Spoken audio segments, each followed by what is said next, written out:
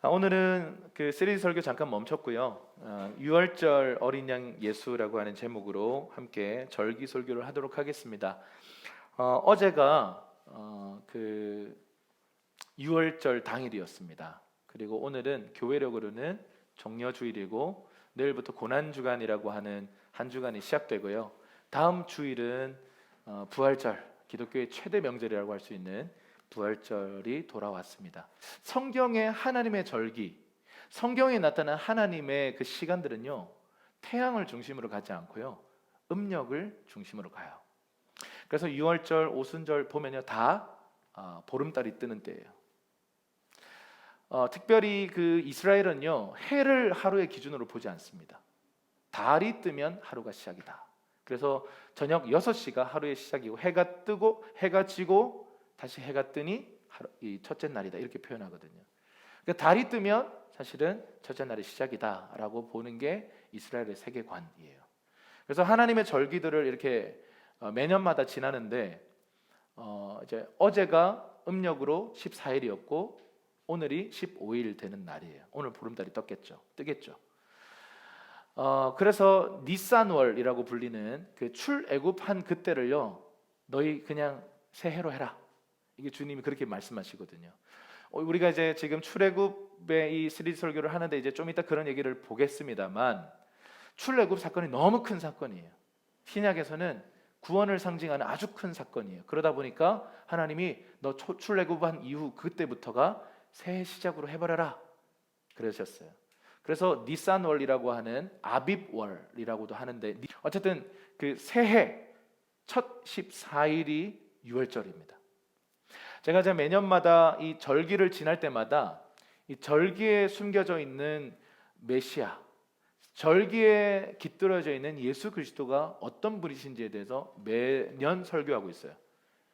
이제 여러분, 하나님의 그런 시간표, 하나님께서 정하신, 여러분 이것은 이스라엘의 절기가 아니고요, 유대인의 절기가 아니고요, 여호와의 절기인 거예요. 구약에 분명하게 주님은 나의 절기를 지켜라라고 말씀을 하셨어요.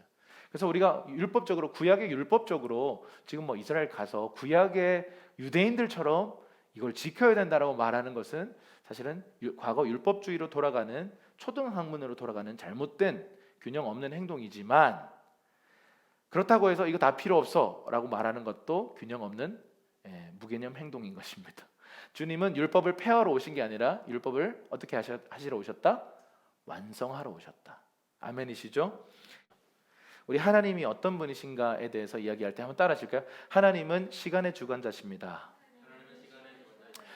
하나님은 시간의 주관자이신데요, 이 헬라어로 보면 시간이 크게 세 가지로 구분이 돼요. 크로노스, 한번 따라할까요? 크로노스, 카이로스, 파루시아. 자, 크로노스는 뭐냐면 그냥 역사 가운데 그냥 하루 이틀 이렇게 지나가는 어떤 물리적인 시간입니다. 그냥 흘러가는 세월이죠. 그런데 카이로스는 뭐냐면 하나님의 시간이라고 불리는 시간이에요. 굉장히 유의미한 시간이에요. 그래서 이 시간이 얼마나 많은가가 아니라 이 시간은 얼마나 깊이로 흐르는가에 대한 이야기예요. 여러분, 이런 거죠. 그냥 의미 없는 우리 일상이 있고 어떤 특별한 만남이나 어떤 사건 때문에 아주 특별한 시간이 될 수 있잖아요. 예를 들면 아이를 출산하는 그 순간은 우리가 평생 잊을 수 없는 아이의 생일이잖아요. 그래서 우리는 기념하죠. 그리고 결혼 같은 것도 아주 유의미한 시간이기 때문에 기념을 합니다. 또 어떤 우리나라의 독립기념일, 광복절, 굉장히 중요한 시간이었기 때문에 그것을 대대로 지켜 행하는 거예요. 그러니까 하나님도요, 인간의 역사 속에, 크로노스의 시간 속에 카이로스라고 하는 시간을 뚫고 들어오셔서 하나님의 뜻을 이룬 사건, 출애굽 사건을 기념하라. 결국 그게 유월절이라는 거예요. 그래서 하나님은 시간의 주관자이시고 하나님의 뜻을 갖고 계시고, 그 뜻을 갖고 인간 역사 시간 속에 뚫고 들어오는 시간을 뭐라고 부른다? 카이로스라고 부른다는 거예요. 파루시아는 뭐냐면 종말을 얘기해요. 우리는 이 파루시아를 향해 지금 가고 있어요. 우리 인간은 태어났으면 반드시 죽게 되어 있습니다. 우리 개인적인 종말들이 다 있어요. 언제 죽을지 몰라요. 우리 이 자리에 태어나는 숫자는 시간은 다 달랐지만 주님께 돌아가는 시간은 그 누구도 예측할 수가 없어요. 그래서 인생의 지혜가 뭔지 아세요? 나의 남은 날수를 계수하면서 사는 거예요. 내게 있는 이 생명이 당연한 거라고 착각하면서 사는 사람들이 많아요. 오늘 여러분들과 함께 조금 이따 나누겠지만 최후의 만찬이라고 하는 예수님의 그 성만찬은요, 정말 최후의 만찬이에요. 주님 죽으시기 전 마지막 만찬이에요. 그래서 예수님은 너희와 유월절 식사를 그렇게 하고 싶었다 이렇게 표현하세요. 여러분, 우리가 내 남은 날수가 있다. 나는 지금 곧 주님 앞에 서게 되는 날이 올 거다. 나의 종말이 다가올 것이다 라는 것을 기억하고 사는 사람들은요, 아무렇게나 살지 않습니다. 인생을 그냥 시간 낭비하지 않습니다. 그냥 어떻게든 내게 주신 달란트 묻어두지 않고 주님 앞에 꺼내어서 도전하고 장사하고 부르심을 따라 살기로 결정하는 거지, 누구의 요청에 의해서 다른 사람의 비전에 캐스팅 당해서가 아니라 나의 부르심과 나의 비전을 향해서 능동적이지만 수동적인 그 중간태의 상태로 달려간다는 거죠. 아멘이십니까? 그래서 하나님은요, 이 시간들을 다 주관하고 계세요. 그래서 하나님을 이해할 때, 하나님은 우리 인간의 그 일상의 시간 속에 그분의 유의미한 시간들을 풀어놓길 원하시는구나. 그래서 그것을 풀어놓는 통로가 바로 믿음이에요. 그래서 6월절을 지나면서 아무 감동 없이 지나갈 수도 있겠죠. 그런데 6월절이 무엇인지, 성경적으로 이 6월절이 의미하는 것이 어떤 건지, 이 고난주간이 무엇인지, 예수님의 십자가가 무엇인지, 부활이 무엇인지를 성경이 말하는 바를 우리가 깊이 살펴보고 그것을 믿음으로 화합하면요, 우리의 삶에 카이로스 타임이 풀어질 줄로 믿습니다. 그리고 파루시아를 건강하게 준비하는 자세를 가질 수가 있는 거죠. 6월절이라고 하는 것은요, 우리 사진 한번 띄워주시죠. 잘 안 보이실 수 있는데, 이 왼쪽에 있는 세 개의 절기가요, 그 패스오버, 6월절과 관련된 절기, 봄절기라고 불립니다. 니산월, 이렇게 이 새해 시작입니다. 그래서 제일 앞에 있는 게 이제 문설주에 지금 피를 바르고 있는 장면인데, 예수님의 십자가를 상징하는 거죠. 십자가의 죽음, 그분의 피 흘리심을 상징해요. 그리고 요 6월절을 다음 날부터 7일 동안 이어지는 게 무교절이에요. 그래서 이것을 그냥 합쳐가지고 6월절이라고도 하고 그냥 무교절이라고도 합니다. 사실 같은 겁니다. 그래서 6월절이 당일 하루지만 무교절과 붙어 있기 때문에 6월절 이 피스트, 6월절 축제는요, 한 8일 정도 이어지는 것입니다. 그래서 이 무교절이 상징하는 것은 이 예수님의 몸, 그런 것들을 이제 상징한다라고 할 수 있죠. 죄로부터 우리를 깨끗게 하시는 주님의 그 예수님의 살을 상징한다는 거죠. 피와 살이 들어 있어요. 그리고 이 6월절로부터 3일 후가 한번 따라할까요? 초실절. 이 초실절 때 정확하게 예수님이 부활하세요. 3일 만에. 자, 6월절 당일에 예수님 돌아가셨고요. 그래서 6월절 전날 저녁, 그때 최후의 만찬 하신 거예요. 왜요? 6월절 날 죽으셔야 했거든요. 하나님의 정확한 시간과 사인을 따라서 예수님의 공생애는 진행돼요.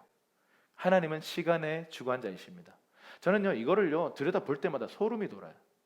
하나님이 모든 절기와 모든 절차와 하나님의 시간들을 정확하게 지켜가시면서 하나님의 뜻을 행하세요.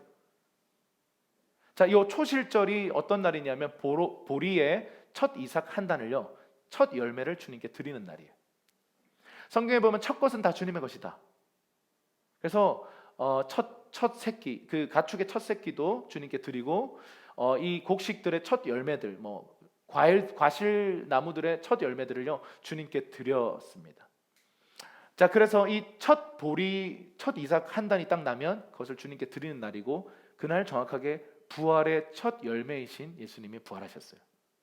자, 그리고 50일 후가 오순절이에요.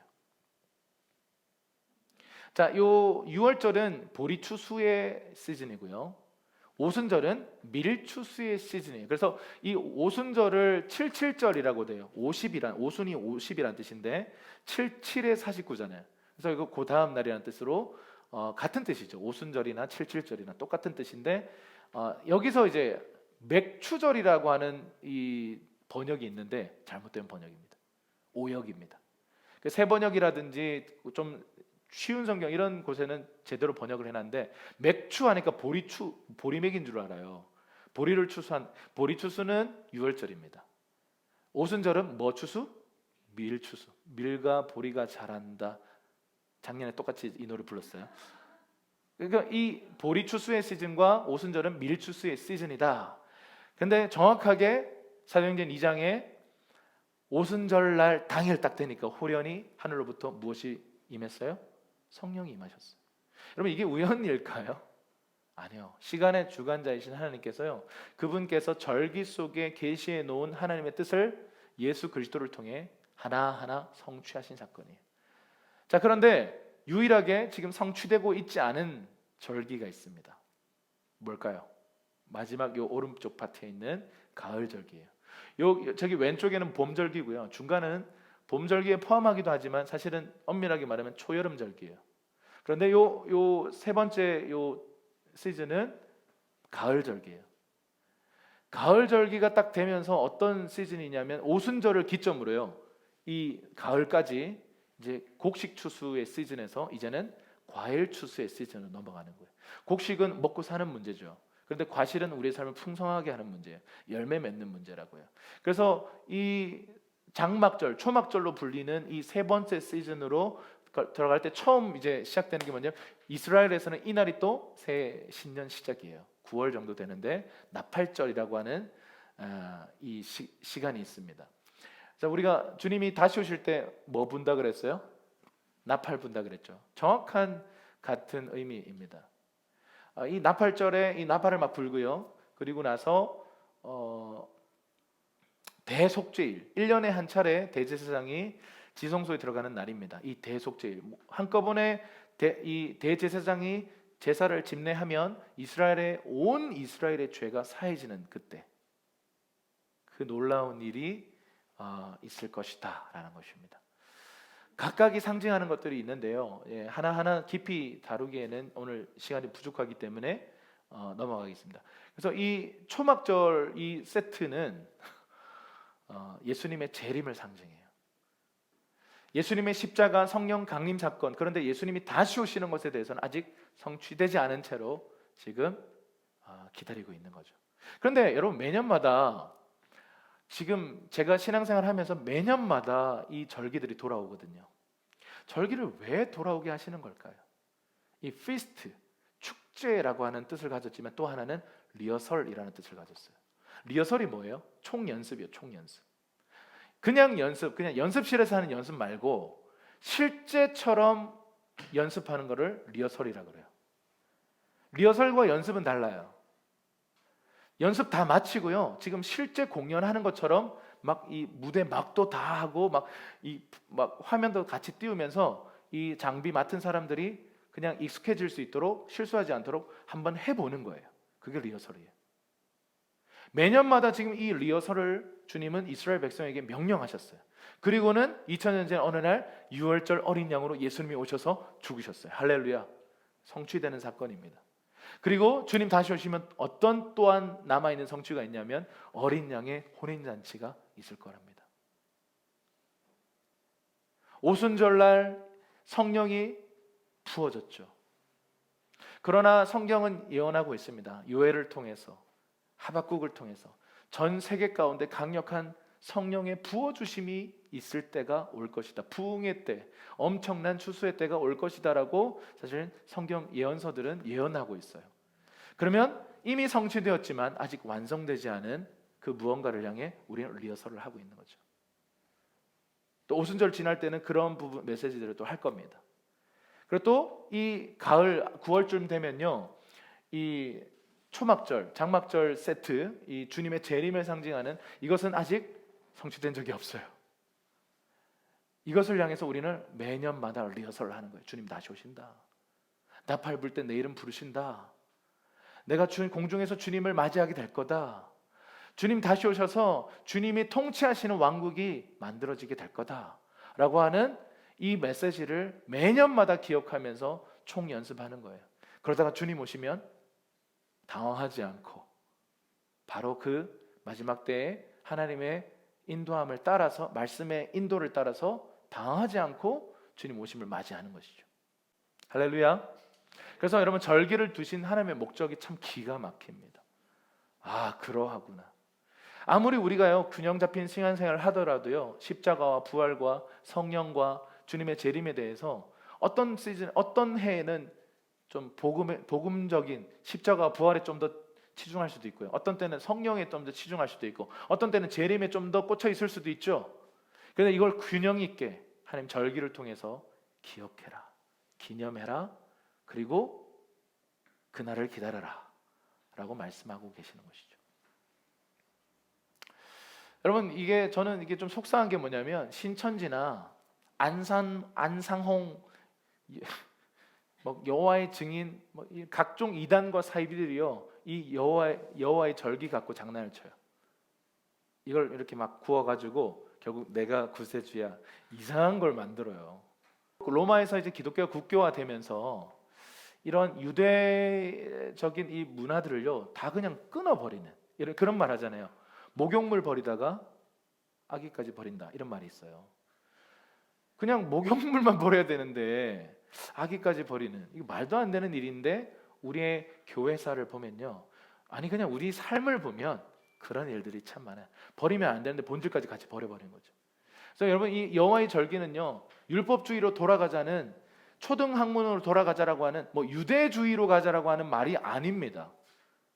구약 성경에 분명하게 주님께서 절기를 통해서 예수 그리스도를 계시하고 계세요. 그래서 구속사적 관점 안에서요, 이 여호와의 절기를 공부하는 것은요 굉장히 의미 있는 일입니다. 그 중에 오늘은 뭐라고요? 무슨 절기? 유월절, 패스오버에 대해서 함께 나누겠습니다.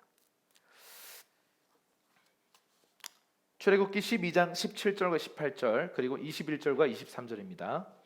큰 목소리로 시작. 무교절을 지키도록 하라. 바로 이날에 내가 너희 군대를 이집트에서 끌어내기 때문이다. 그러니 너희 세대는 이날을 지켜 영원한 규례로 삼으라.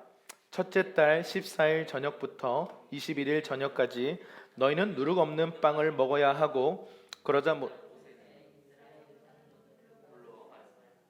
너희는 가서 가족을 위해 어린 양을 골라 유월절 제물로 삼으라. 그리고 대야에 담은 어린 양의 피를 우슬초 한 묶음으로 찍어서 문틀의 양쪽과 위쪽에 바르도록 하라. 너희 가운데 한 사람이라도 아침이 되기 전에는 자기 집 문 밖에 나가면 안 된다. 여호와께서 이 땅을 지나가시면서 이집트 사람들을 치실 것이다. 그러나 문틀 위쪽과 양쪽에 피가 발라져 있는 것을 보면 그 문을 그냥 지나가실 것이니 죽음이 너희 집에 들어가지 않을 것이다. 아멘. 주님께서 이 출애굽기에서요, 그 10가지 재앙 중에 마지막 10번째 재앙이 뭐였죠? 장자 재앙이에요. 그러니까 그 이집트의 모든 가정의 첫째 장자들이 다 죽은 거예요. 근데 장자만 죽은 게 아니라 가축의 첫 새끼들도 다 죽었어요. 그러니까 이게 어마어마한 재앙이 지금 한 나라에 부어졌는데, 주님께서 뭐라고 말씀하시냐면, 어린 양을 잡아서 그 피를, 어린 양의 피를 자기 집 문 지방, 문 틀에 바르면 죽음의 천사가 온 이집트를 이렇게 지나갈 때 어떻게 한다고요? 그 피를 보면 넘어간다.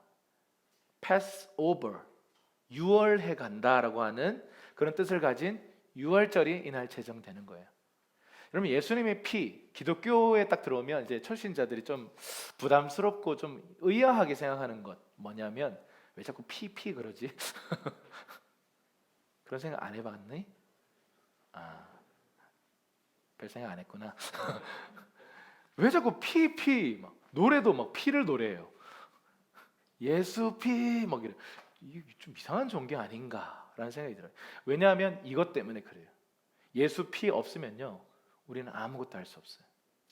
예수 피 없으면 하나님과 연결될 수도 없고, 우리는 영원한 심판 속에 들어갈 수밖에 없는 존재인데, 예수 피가 우리의 심령에 발라져 있으면요, 죽음이라고 하는 영향력이 우리를 침범할 수 없고 어떻게 된다고요? 넘어간다고요. 그게 유월절 어린 양의 피라고 하는 의미입니다. 파라오가 정말 마음이 강팍했어요. 9가지 재앙도 어마어마했거든요.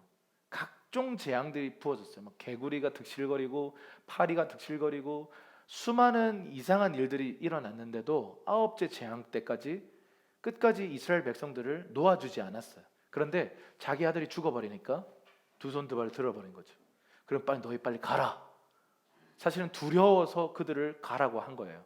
그런데 이 어린 양의 피를 바른 집은 죽음의 천사가 유월해 갔다라고 하는 이 사건, 하나님이 이스라엘 백성들을 다 구원하신 이 사건을 주님께서 기념하라. 그리고 내가 너희를 이집트의 속박 가운데서 출 이집트 시킨 나는 구원의 하나님이다 라고 너희는 잊지 말아라. 그래서 절기를 만드신 거예요. 이 절기를 제정하시고 대대로 지켜라. 매년마다 지켜라. 그러면서 이 무교절이라고 하는 것을 또 주님 말씀하시거든요. 무교절은 뭐냐면 누룩 없는 빵을 먹는 날이에요. 여러분, 빵에 효모가 들어가야 되죠. 그래야 좀 이렇게 부풀어 오르고 맛있잖아요. 빵인데 무슨 효모가 없어. 근데 효모를 넣지 말래. 누룩을 넣지 말래. 맛없는 빵 먹는 날. 그게 지금 이스라엘의 무교절입니다. 지금 이스라엘은 지금 무교절을 지키고 있습니다. 예수님 당시에도 그 유월절을 지켰는데 약 그때 당시에 그 250만 명이 유월절을 지켰대요. 그런데 희생된 양의 숫자가 25만 마리. 그러니까 한 가정당 거의 한 마리꼴로 이렇게 어린 양을 잡은 거예요. 그러니까 지금도 이스라엘은요, 이 말씀 그대로 지금 양 잡습니다. 양고기 먹고 이 무교절을 기념하는 것이죠.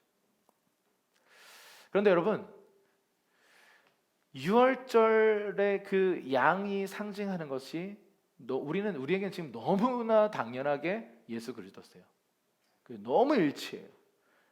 여러분, 이것이 인간이 조작하려고 해도요, 이렇게 조작할 수가 없을 정도로 너무 일치합니다. 그분의 피, 그리고 무교절의 그 의미들, 누룩 없는 빵, 이 모든 것들이 예수님을 상징해요.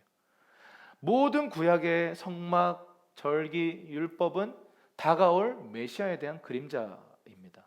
그렇기 때문에 이 율법을 공부하면 할수록 예수님이 어떤 분이신지를 알게 되는 거예요. 제가 아까 전에 그 시간의 주관자이신 하나님의 역사들을 얘기하면서 잠깐 빠뜨린 게 있는데, 하나님이 이렇게까지 하세요. 니산월 그 14일마다 그 구약 전체, 신구약 전체에 있었던 일들을 한번 총 정리해 드릴게요.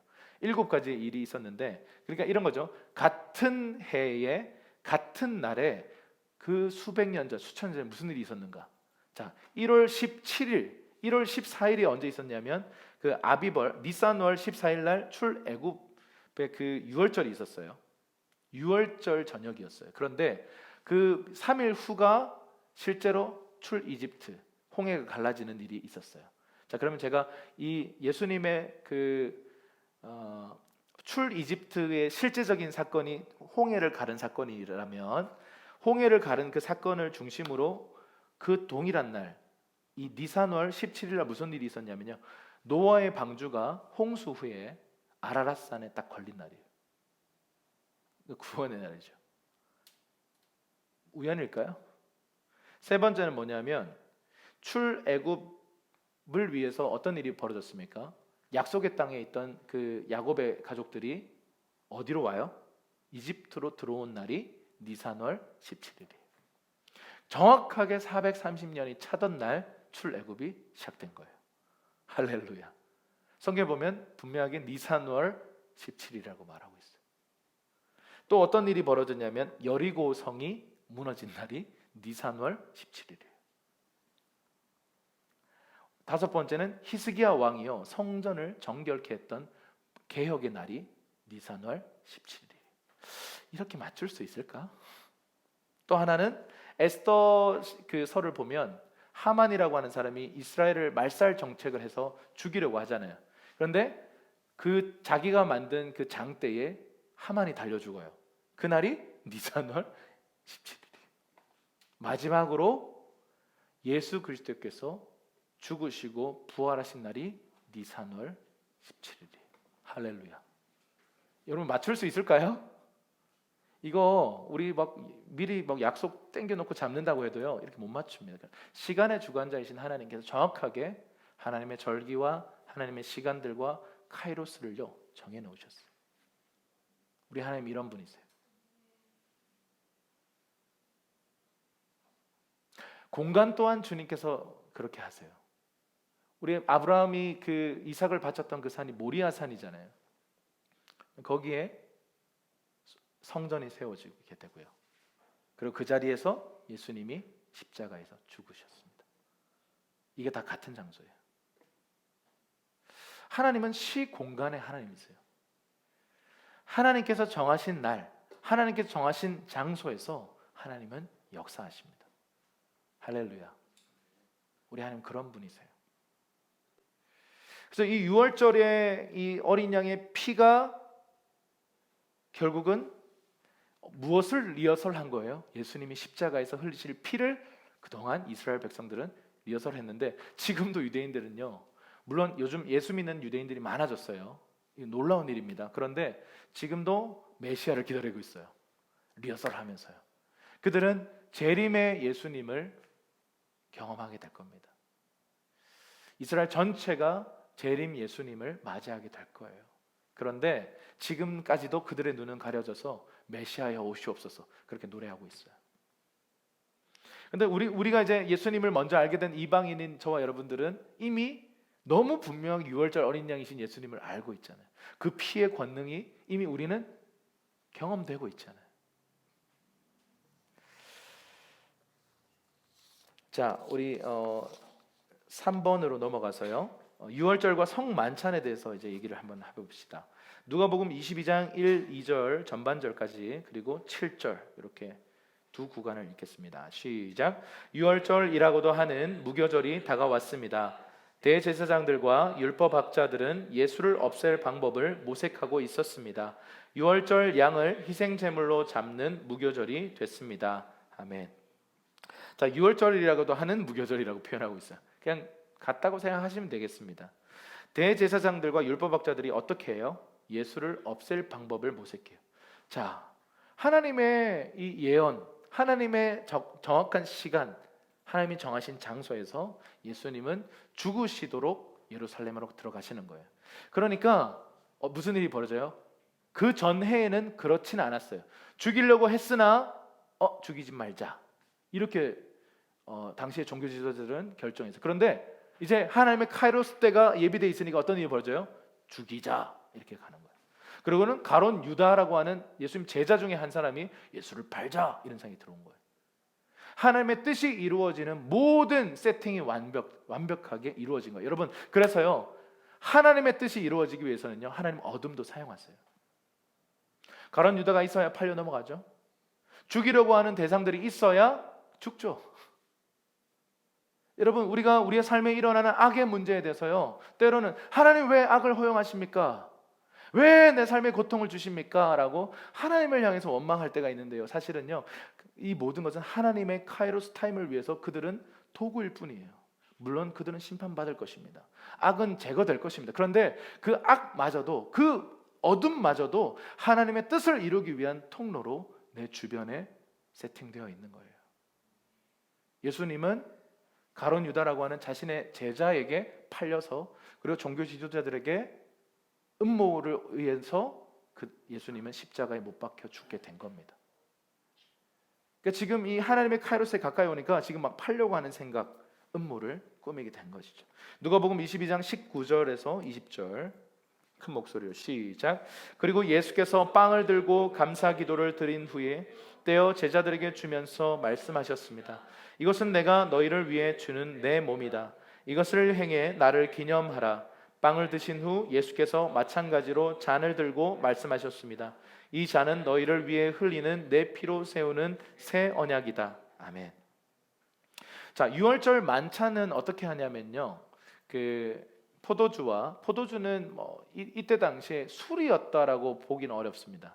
그냥 그들의 그냥 일반 음료였어요. 그러니까 물이 나빴기 때문에, 수질이 안 좋았기 때문에 물을 그냥 먹을 수 없었어요. 그래서 포도와 함께 이렇게 담궈서 포도주로 그들의 음료로서 먹었던 것이죠. 그리고 이 포도주와 맛자라고 불리는 효모 없는 누룩 없는 빵, 비스켓 같은 거예요. 그걸 먹었어요.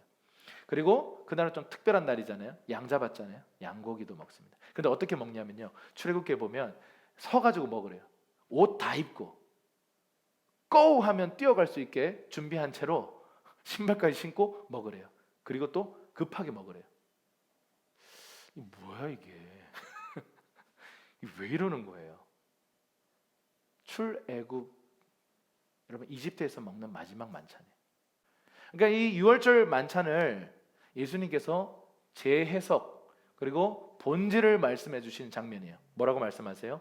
이 빵을 드신 후에 이 빵을 들고요. 저를 보세요. 이 빵을 이렇게 높이 드는 거예요. 그리고 예수께서 축사하세요. 그리고 이렇게 말씀해요. 이 빵은 내 몸이다. 이것은 내가 너희를 주는 내 몸이다 라고 말씀을 하시는 거죠. 그리고 이 잔을 다시 또 이렇게 들으시고는 이 잔은 너희를 위해 흘리는 내 피다 이렇게 말씀하신 거예요. 이 떡과 잔, 우리나라의 번역은 떡과 잔이라고 표현도 하는데 빵과 잔을 드시고 이것을 축사하시고는 떼어서 제자들에게 나눠준 거예요. 그리고 잔도 이렇게 돌려 마신 겁니다. 코로나 때는 있을 수 없는 일이지만 이렇게 다 돌려 마시는 거예요. 또 이렇게 찢어가지고 이렇게 나눠주는 거죠. 여러분 이 예수님께서 유월절 만찬에 이 예수 그리스도의 구속적인 의미를 부여하신 게 뭐냐면 성만찬이에요. 그래서 교회에서 성찬식을 하잖아요. 그런데 여러분 성찬식 또한 주님이 제정하신 아주 중요한 의미 있는 굉장히 우리 교회가 잃어버려서는 안 되는 중요한 예배의 방법인데요. 근데 이것도 아무 생각 없이 하면 그냥 아무 의미가 없습니다. 근데 어떤 사람들에게는 이것이 카이로스 타임이 될 수도 있습니다. 그 시간 가운데 하나님이 임재하시고 그 사람 안에 큰 은혜를 주실 수도 있는 통로가 되는 거예요. 그 사진 한번 띄워주시죠. 최후의 만찬이라고 하는 그 다빈치가 그린 그림이 있죠. 예수님의 12 제자들이 함께 있고 누가 누군지 한번 이렇게 나중에 최후의 만찬 검색해서 베드로는 누군지 뭐 한번 이렇게 찾아보세요. 근데 여기 돈 뭉치 들고 있는 사람 보이세요? 예수님 왼쪽으로 하나 둘 돈 뭉치 들고 있죠? 누굴까요? 가룟 유다죠. 상징적이죠. 설마 이렇게 돈 뭉치를 들고 있었겠습니까? 예수님을 팔고 받았던 그 은 30냥인데 어쨌든 이렇게 들고 있습니다. 이 최후의 만찬의 이 장면이 굉장히 유명한 작품인데 이게 바로 요 식사인 거죠. 요 식사를 하시면서 주님이 이 떡은 이 빵은 내 몸이고 이 잔은 내 피다 이렇게 말씀하신 것입니다. 여러분 성찬 예식에 대해서 오늘 여러분들에게 좀 이렇게 유월절에 대해서 이렇게 얘기하면서 성찬 예식에 대해서 좀 짚고 넘어가길 원해요. 성찬 예식은 뭐냐면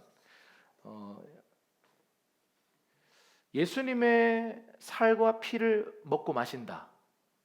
이게 좀 이상하죠.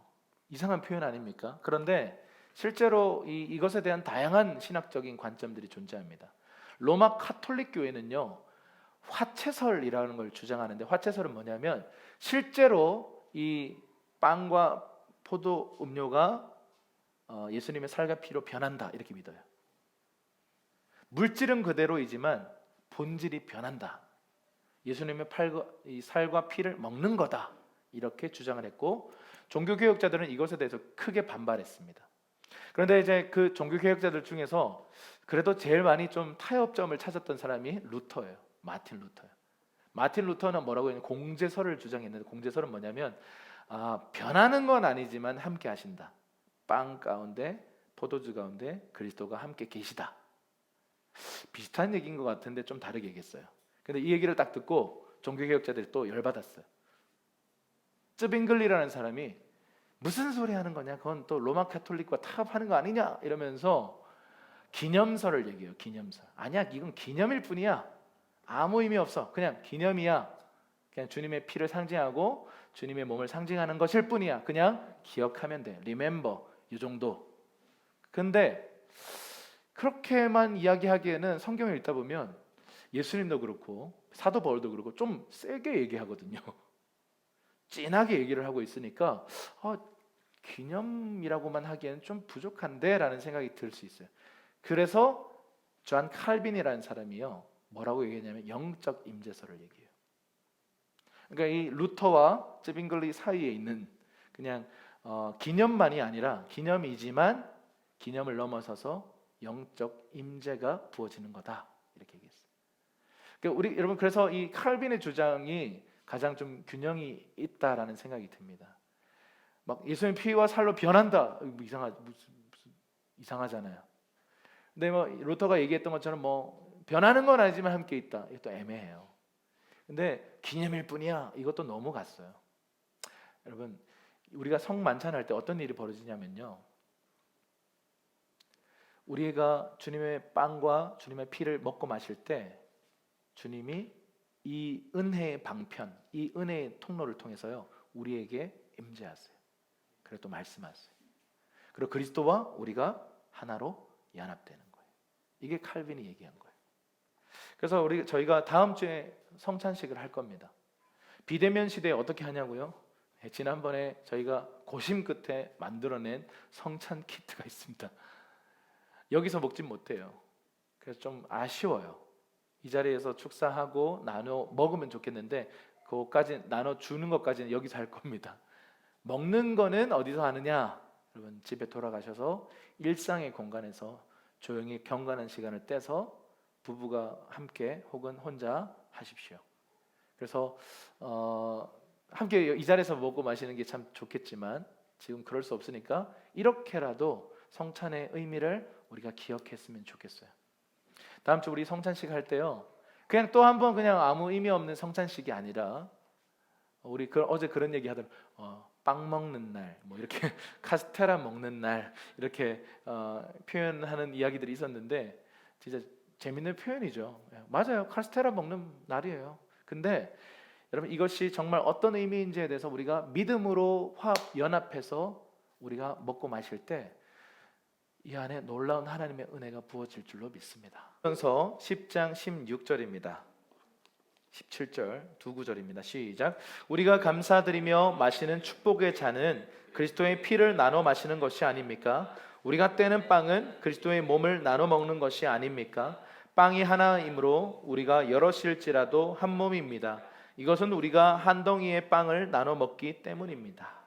자, 이 성찬의 의미 중에 정말 중요한 게 뭐예요? 한 덩어리의 빵을 나눠 먹는다예요.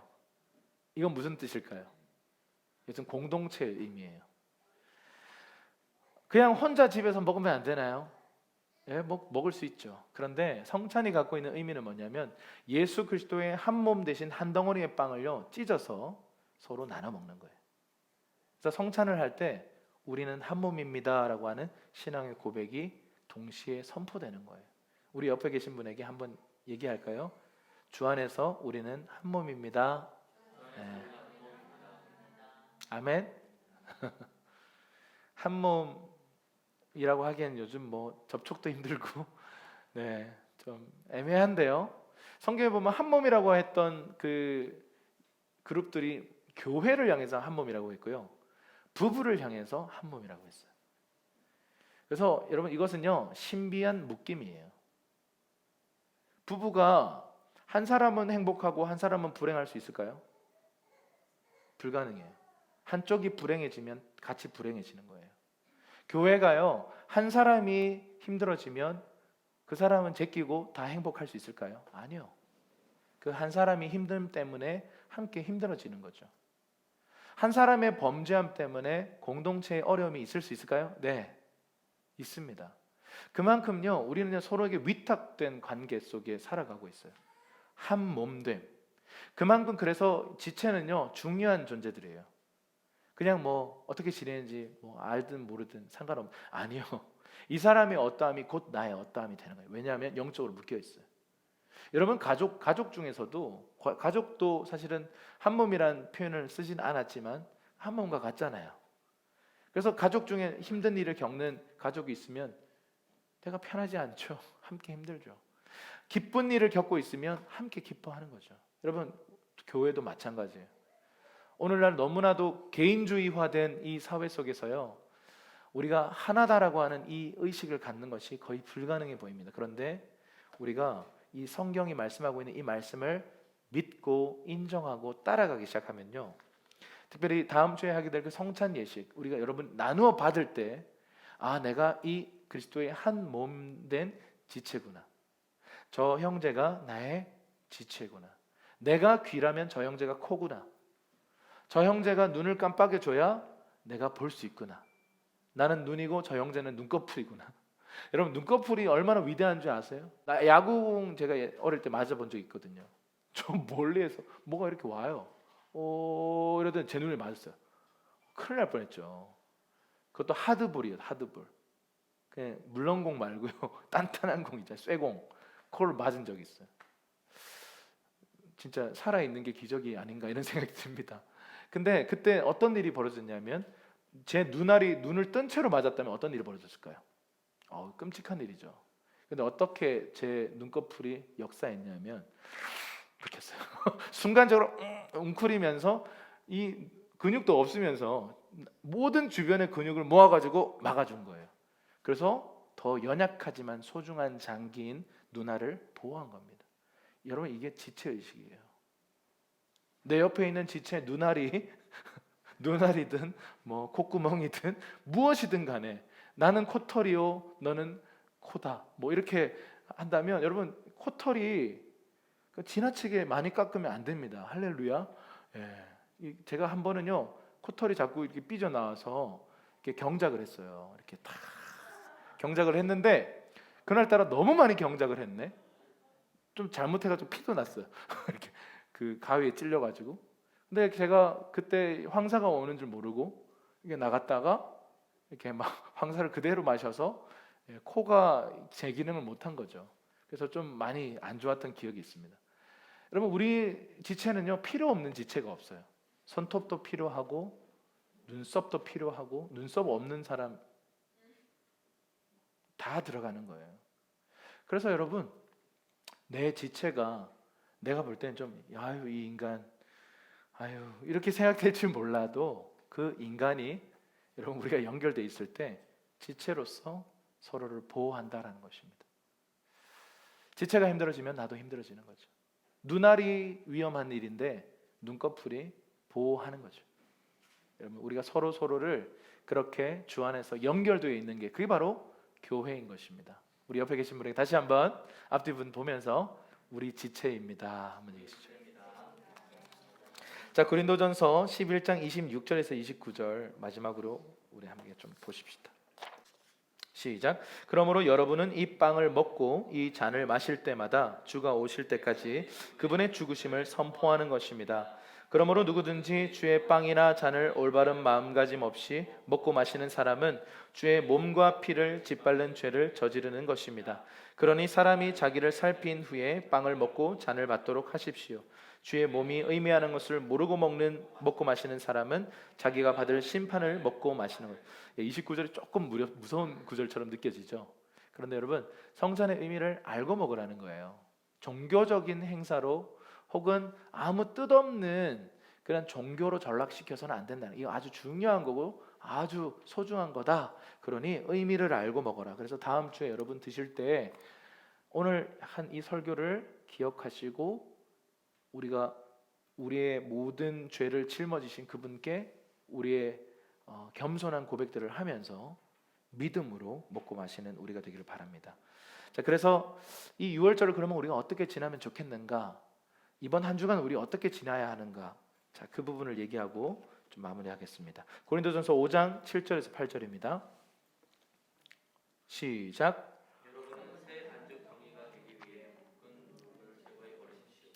우리의 유월절 양이신 그리스도께서 희생되심으로 우리가 누룩 없는 반죽이 됐기 때문입니다.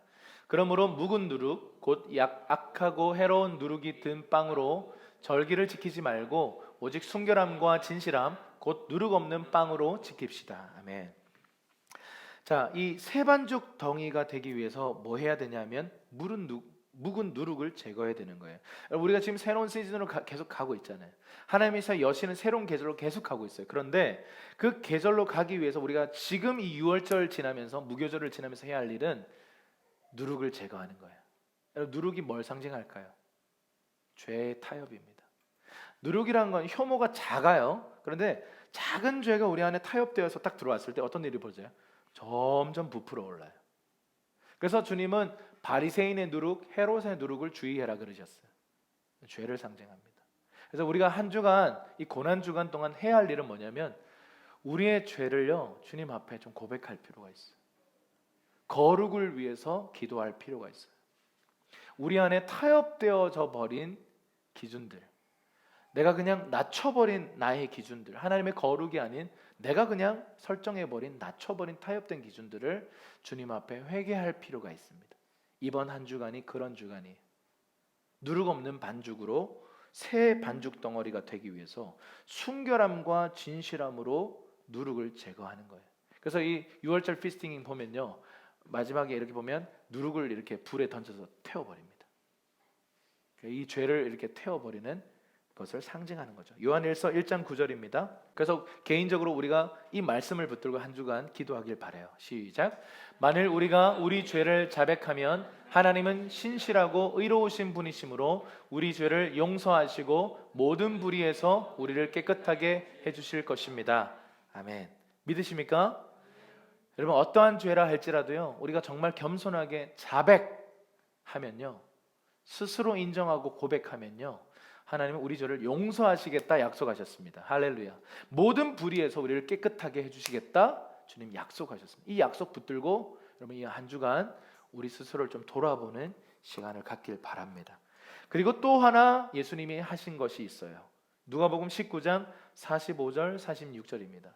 시작. 예수께서 성전에 들어가셔서 장사하는 사람들을 내쫓기 시작하셨습니다. 예수께서 그들에게 말씀하셨습니다.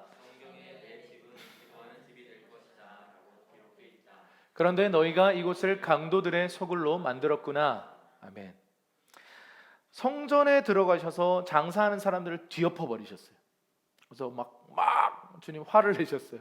그리고는 성전은 기도하는 집인데 너희는 강도의 소굴을 만들었다. 자, 본질을 흐려놓은, 누룩이 들어와서 이방인의 뜰에는 이방인도 와서 하나님께 기도할 수 있게 만들어 놓은 공간에다가 선민 사상을 가졌던 이스라엘 백성들은 그 공간에 시장을 형성하고 자기 편의를 위해서 하나님의 목적을 흐려버렸어요. 작은 타협이 들어왔고 그게 문화가 되어 있었어요. 그거에 대해서 예수님이 이 6월절, 이 무교절에 주님 뭐 하셨어요?